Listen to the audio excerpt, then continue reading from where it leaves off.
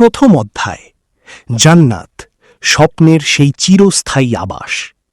জান্নাত হল আল্লাহ তাআলার সেই অতুলনীয় পুরস্কার যা তিনি তার বিশ্বাসী বান্দাবান্দীদের জন্য প্রস্তুত করে রেখেছেন। এটি শুধু একটি পুরস্কার নয়, এটি হল মানবজাতির শ্রেষ্ঠ গন্তব্য, যেখানে কোনো দুঃখ নেই, কোনো ক্লান্তি নেই, কোনো মৃত্যু নেই। ওয়াবাশশিরিল্লাযীনা আমানু ওয়া আমিলুস সলিহাতি আন্না লাহুম জান্নাতিন তাজরি মিন তাহতিহাল আনহার।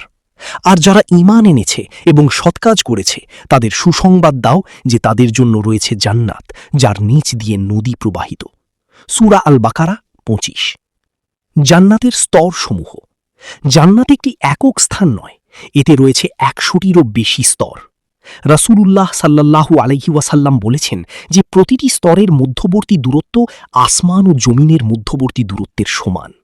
জান্নাতের সর্বোচ্চ স্তর হল জান্নাতুল ফেরদাউস, যেখান থেকে জান্নাতের সকল নহর প্রবাহিত হয়। জান্নাতুল মাওয়া, জান্নাতুল নাঈম, জান্নাতুল আদান। জান্নাতুল ফেরদাউস সর্বোচ্চ স্তর। দারুস সালাম, দারুল মুকামা, আল মাকামুল আমিন, জান্নাতুল খুলদ।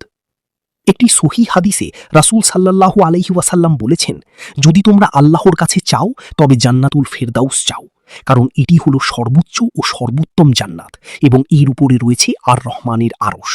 বুখারী ২৭৯০।